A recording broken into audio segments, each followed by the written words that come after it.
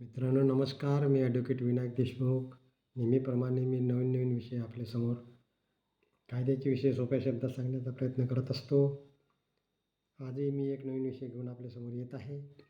आपल्याला माझे विषय आवडल्यास आपण तो लाईक सबस्क्राईब करावा व बेल आयकॉन दाबावी आणि कॉमेंट्स देऊन मला प्रोत्साहित करावे. चला तर विषयाला सुरुवात करूया. विषयाचं नाव आहे वाटणीपत्र पार्टिशन डीड. वाटणीपत्र म्हणजे जी मिळकत संयुक्त हिस्सेदार, जॉईंट टेनंट्स, सामायिक हिस्सेदार, टेनंट्स इन कॉमन किंवा सहहिस्सेदार को पार्टनर्स अविभक्तपणे उपभोगत होते, त्याची विभागणी करून प्रत्येकास विभक्त व पृथक हिस्सा तोडून ताब्यात देणे. असे होणे शक्य आहे की अनेक हिस्सेदारापैकी फक्त एकच हिस्सेदार विभक्त होऊ इच्छित असेल व बाकीचे हिस्सेदार अविभक्तपणे राहणे पसंत करीत असतील. अशा वेळी मिळकतीचे दोन भाग केले जातात, एक विभक्त होणाऱ्यासाठी व दुसरा अविभक्त राहणाऱ्यांकरिता असतो. संयुक्त हिस्सेदार. जेव्हा दोन किंवा अधिक व्यक्ती एखाद्या मिळकतीचा संयुक्त हिस्सेदार म्हणून उपभोग घेत असतील त्यावेळी त्या मिळकतीत त्यापैकी कोणासही आपला अमुक हिस्सा आहे असे सांगता येत नाही. प्रत्यक्ष वाटपाच्या वेळीच त्यांचे हिस्से ठरतात. जर एक संयुक्त हिस्सेदार अविभक्त असताना मयत झाला तर त्याचा अविभक्त हिस्सा शेषाधिकाऱ्याने ह्याच संयुक्त हिस्सेदाराकडे जातो. मयताचे वारसांना जात नाही. या प्रकारे शेवटी संपूर्ण मिळकत एका संयुक्त हिस्सेदाराची होते व त्याच्या मृत्यूनंतर ती या शेवटच्या हिस्सेदाराच्या वारसात जाते. उदाहरणार्थ, मिताक्षर हिंदू एकत्र कुटुंबातील 6 हिस्सेदार जोपर्यंत अविभक्त असतात तोपर्यंत एकत्र कुटुंबातील मिळकतीत प्रत्येकाचा हिस्सा किती आहे हे सांगता येत नाही, कारण त्या कुटुंबात होणाऱ्या जन्ममृत्यूमुळे हिस्सेदाराचे हिस्से कमी जास्त होत असतात. प्रत्यक्षपणे ज्यावेळी अविभक्त मिळकतीचे वाटप होते त्यावेळीच त्यांचे हिस्से ठरवले जातात. सामायिक हिस्सेदार. जेव्हा दोन किंवा अधिक व्यक्ती एखाद्या मिळकतीचा सामायिक हिस्सेदार म्हणून उपभोग घेत असतात तेव्हा प्रत्येक हिस्सेदारास आपला त्या मिळकतीत अविभक्त किती हिस्सा आहे हे माहीत असते. जर एखाद्या सामायिक हिस्सेदार मयत झाला तर त्याचा त्या मिळकतीत असलेला अविभक्त हिस्सा इतर ह्याच सामायिक हिस्सेदारास शेषाधिकाराने न जाता मयताचे वारसा हक्काने जातो. वाटपाच्या वेळीही ह्यात सामायिक हिस्सेदार व मयत सामायिक हिस्सेदारांचे वारस यांच्यात किंवा सर्व मयत सामायिक हिस्सेदारांचे वारस यांच्यात त्यांच्या असलेल्या हिस्साप्रमाणे वाटप होते. उदाहरणार्थ, एखादी मुसलमान व्यक्ती किंवा दायभाग हिंदू कुटुंबातील वडील मयत झाले तर त्यांच्या मिळकतीमध्ये वारसांना वारसा हक्काने ठराविक हिस्से मिळतात. वारसांनी जरी मिळकतीची प्रत्यक्ष विभागणी केली नाही तरी जर एखादा हिस्सेदार मयत झाला तर त्याच्या त्या मिळकतीमधील हिस्सा त्यांच्या वारसांना वारसा हक्काने जातो व प्रत्यक्ष वाटपाच्या वेळी मयत व ह्यात हिस्सेदारांचे जे हिस्से असतील त्याप्रमाणे वाटप होते. धंद्यातील भागीदार हे धंद्याचे व धंद्यांचे मिळकतीचे सामायिक हिस्सेदारच असतात. पुष्कळ वेळेला मिळकती, धंदे वगैरेचे अनेक मालक असतात व ते सर्वजण त्या मिळकतीचा उपभोग अविभक्तपणे किंवा एकत्रित घेत असतात वा एकत्रितपणे धंदा करत असतात. पुढे काही काळाने ते विभक्त होतात. विभक्त होण्याची अनेक कारणे असू शकतात. एकत्र कुटुंबातील व्यक्तीतील वितुष्ट किंवा आर्थिक बाबीवरून मतभेद किंवा धंद्यात झालेली चढ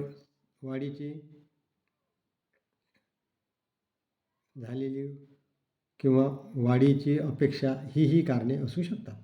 काही वेळेस कायद्याचा परिणाम म्हणून वाटप होते. जर हिंदू एकत्र कुटुंबातील एखादी व्यक्ती विशेष विवाह अधिनियमान्वये स्पेशल मॅरेज ॲक्ट 1954 नोंदणी पद्धतीने विवाह करेल किंवा पूर्वी झालेला विवाह नोंदून घेईल तर तो त्या दिवसापासून एकत्र कुटुंबातून विभक्त झाला असे कायद्याने धरले जाते. जरी तो प्रत्यक्षपणे त्याचा हिस्सा तुटकपणे करून विभक्त झाला नाही तरी. वाटणीपत्र लेखी करणे आवश्यक आहे काय? विभक्त होणाऱ्या एखादा दस्त करणे आवश्यक असते असे नाही, तर ते वाटप तोंडीही होऊ शकते. तसेच वाटप हे जरी हिस्सेदारांच्या संमतीने किंवा न्यायालयामार्फत किंवा लवाद नेमूनही करता येते. जर सर्व हिस्सेदारांस वाटप मान्य होत नसेल तर एक हिस्सेदार न्यायालयात दावा लावून वाटप मागू शकतो. परंतु जेव्हा सर्व हिस्सेदारांच्या संमतीने वाटप होते तेव्हा पुढे त्यातून निष्कारण वाद निर्माण होऊ नये म्हणून वाटणीपत्राचा दस्त करून ठेवणे हितावह असते. वाटणीपत्रातील आवश्यक बाबी. वाटणीपत्र कोणत्याही एखाद्या ठराविक नमुन्यात असण्याची जरुरी नाही. मात्र मिळकत विभक्त करून त्याचा पृथकपणे उपभोग घेण्याचा मनोदय हेतू स्पष्ट झाला पाहिजे. प्रत्येक संयुक्त हिस्सेदार किंवा हिस्सेदार दुसऱ्यास दिलेल्या हिश्श्यातील त्याचा हिस्सा मुक्त करून देत असतो. सामायिक हिस्सेदार मात्र दुसऱ्याचा हिस्सा कबूल करत असतो, मुक्त करीत नाही. पत्राच्या जास्त प्रती करून प्रत्येक हिस्सेदारास एक प्रत देता येते व मूळ प्रत एकाजवळ ठेवण्यात येते. असे न केल्यास वाटणीपत्र एकाजवळ ठेवण्यात येते व इतर हिस्सेदारास त्यांची पाहणी व नकला करून घेण्याचा हक्क असतो. वाटणीपत्रामध्ये एकत्रातील मिळकतीबाबत हिस्सेदारांच्या मालकी संबंधाने व त्याच्या हिश्श्याबाबत कथन असणे आवश्यक आहे. मिळकतीचे वाटप करून घेण्याचा हेतू अगर ठराव झाल्याचा उल्लेख असावा. तसेच वाटपाची पूर्वतयारी व विभागणी याबाबतचे कथन असावे. हे सर्व काळजीपूर्वक तयार करणे आवश्यक आहे. तसेच प्रत्येक हिस्सेदाराला जो हिस्सा दिला जातो त्या हिश्श्याचे स्पष्ट वर्णन व कथन असणे आवश्यक आहे. स्थावर मिळकतीच्या बाबतीत मिळकतीचा नकाशा, घर क्रमांक, सर्वे नंबर, गट क्रमांक, पोट हिस्सा, चतुष्सीमा या तपशीलवार प्रत्येक हिस्सेदाराच्या वाटणीत दिलेली मिळकत स्वतंत्र रीतीने नमूद करणे आवश्यक आहे. काही वेळा वाटपास समानता आणण्यासाठी जास्त किमतीची मिळकत ज्याच्या वाटणीत जाते तो हिस्सेदार दुसऱ्या हिस्सेदारास काही रोख रक्कम नुकसानी म्हणून देतो. ती रक्कम अगोदरच दिली असेल तर त्याबाबत पावती वा कबुली वाटणीपत्रात असावी. जर रक्कम पुढे द्यावयाची असेल तर तसा ठराव वाटणीपत्रात स्पष्टपणे असणे आवश्यक आहे. एकत्र मिळकतीवर जर बोजे अथवा देणी असतील तर त्याच्या विभागणीचा तपशील अथवा बोजे तसेच पूर्ववत राहणार असतील तर तसा उल्लेख व त्याची फेड कोणी करावयाची याबद्दलची हमी वाटणीपत्रात असावी. तसेच वाटणीनंतर प्रत्येकाने आपल्या हिश्श्याचा स्वतंत्रपणे उपभोग घ्यावयाचा आहे असे कथन असावे व मिळकतीबद्दल मालकीचे दस्त कोणाच्या ताब्यात राहावयाचे हेही वाटणीपत्रात नमूद करणे आवश्यक असते. वाटणीबाबत वहिवाटीचे हक्काबद्दल स्पष्ट उल्लेख वाटणीपत्रात असावा व घरात भाडेकरू असतील तर त्यांना वाटपाची व पुढे भाडे कोणास द्यावयाचे याबद्दल समज वा जाणीव दिल्याचा उल्लेखही त्यात असावा. वाटपातील प्रत्येक विभागाची किंमत वाटणीपत्रात नमूद असणे आवश्यक आहे. वाटणीपत्रात सर्व हिस्सेदाराची संमती असणे आवश्यक आहे. जर काही हिस्सेदार अज्ञान असतील तर त्यांच्या पालकांची संमती असणे अत्यावश्यक आहे. अशावेळी अज्ञानाचे हिताचे संरक्षण केले जाईल याची काळजी घ्यावी लागते. तसे न केल्यास अज्ञान व्यक्ती सज्ञान झाल्यावर पूर्वी झालेले वाटप त्यांच्या हिश्श्याचे नव्हते म्हणून ते रद्द करून मागू शकते व त्यासाठी दावा आणू शकतो. अशावेळी वाटणी करण्याची जरुरी का वाटली व ते अज्ञानाच्या हिताचे कसे आहे याबद्दल कथन करावे लागते. जर मिळकतीची वाटणी होणे शक्य नसेल तर ती विकून येणारी किंमत वाटून घ्यावी व तसा वाटणीपत्रात उल्लेख करावा. गहाणदारास वाटणी मागता येईल काय? गहाण घेणाऱ्याने एकत्र मिळकतीत काही हिस्सा एखाद्या हिस्सेदाराकडून गहाण घेतला असला तरी त्यास गहाण देणाऱ्याचे संमतीशिवाय त्या मिळकतीची वाटणी करून मागण्याचा हक्क नसतो. परंतु गहाण देणारा मात्र आपला स्वतंत्र हिस्सा वाटणी करून केव्हाही मागू शकतो. बऱ्याच वेळा एकत्रातील मिळकतीतील एखाद्या हिस्सेदाराचा अविभक्त हिस्सा न्यायालयामार्फत विक्रीस निघतो. तो कितवा हिस्सा हे जरी नक्की असले तरी मिळकतीचा कोणता भाग त्याचे वाटणीत जाणार हे नक्की नसते. अशावेळी लिलावात मिळकतीतील हिस्सा खरेदी घेणारी व्यक्ती एकत्र कुटुंबातील बाकीच्या हिस्सेदारावर दावा लावून आपला हिस्सा तुटक करून मागू शकते. वाटणीपत्रास लागणारा मुद्रांक.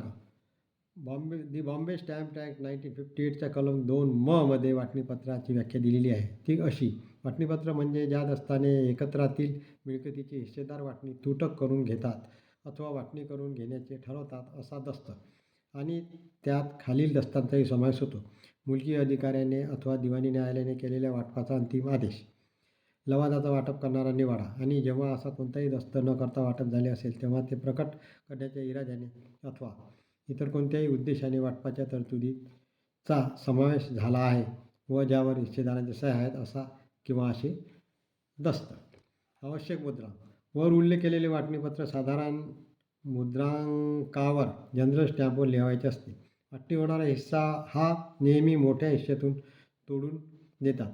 मोठा हिस्सा सोडून वाटणीपत्रान्वये जे लहान हिस्से बाजूला काढले जातात त्या सर्व लहान हिस्स्यांच्या किमतीवर मुद्रांक द्यावा लागतो.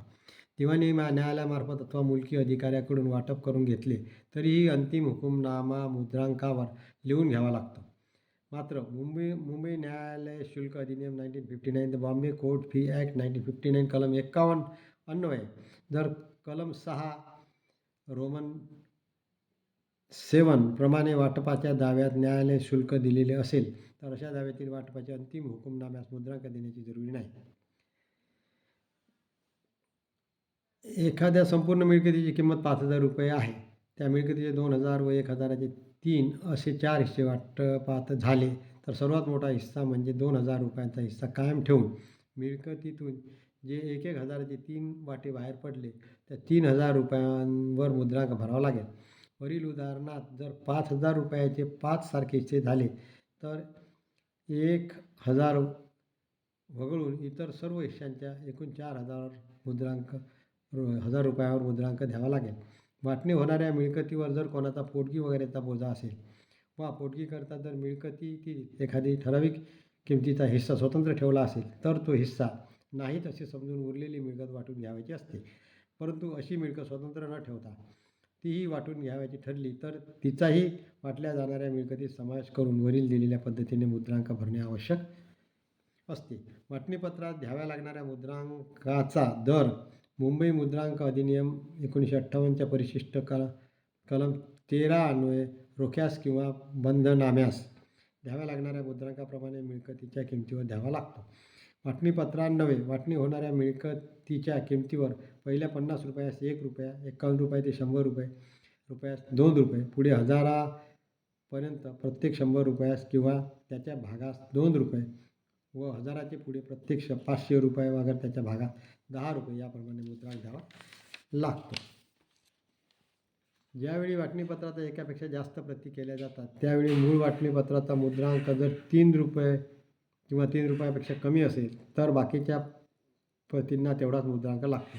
त्यापेक्षा जास्त कितीही किमतीचा मुद्रांक मूळ वाटणीपत्रात असेल तर प्रतीला 4 रुपयांचा मुद्रांक द्यावा. वाटणीपत्राच्या मुद्रांकाचा खर्च हिस्सेदारांनी आपापल्या हिस्स्यांच्या प्रमाणात करावा. अर्थात हा साधारण नियम आहे. याविरुद्ध ठराव असेल तर त्याप्रमाणे खर्च करावा. वाटणीपत्राची नोंदणी. वाटणीपत्र हे मिळकत हस्तांतरणाचे कायद्याचे कलम 118च्या कक्षेत येत नाही म्हणून ते लेखित झाले पाहिजे असे नाही. परंतु वाटणी होणारी मिळकत स्थावर स्वरूपाची असेल व तिची किंमत 100 रुपये किंवा त्याहून जास्त होणारी असेल वाटणी जर लेखी दस्ताने केली असेल तर तो दस्त नोंदणी कायद्याने नोंदविलाच पाहिजे. तो नोंदविला नसेल तर त्या दस्तान्वये कोणास कोणता हिस्सा मिळावा हे सिद्ध करता येणार नाही. अशा दस्तान्वये फक्त वाटणी झाली एवढीच गोष्ट सिद्ध करता येईल. जंगम मिळकतीचे बाबत झालेल्या वाटणीपत्राची नोंदणी करणे आवश्यक नसले तरी वाटणीपत्र जर स्थावर व जंगम दोन्ही प्रकारच्या मिळकतीबाबत असेल तर ते नोंदविलेच पाहिजे. तसे ते नोंदवले नसेल, वाटप जर अविभाज्य असेल तर जंगम मिळकतीच्यासाठीही त्याचा आधार घेता येणार नाही. या दस्ताने प्रत्यक्ष वाटणी होत नसेल, फक्त पूर्वी झालेल्या वाटपास मान्यता अगर कबुली असेल तर तो दस्त नोंदलाच पाहिजे असे नाही. तसेच वाटपात प्रत्येक हिस्सेदारास आलेल्या मिळकतीची यादी केली असेल तर तीही नोंदविली पाहिजे असे नाही. असे आहे. येथे हा विषय वाटणीपत्र हा विषय थोडक्यात मी सांगण्याचा प्रयत्न केलेला आहे. विषय आपल्यास आवडल्यास आपण लाईक, सबस्क्राईब आणि बेल आयकॉन दाबावी.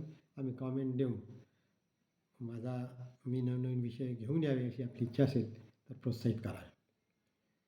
येथे मी आपला निरोप घेतो. पुढच्या वेळेस नवीन विषय घेऊन आपल्यासमोर हजर होईल.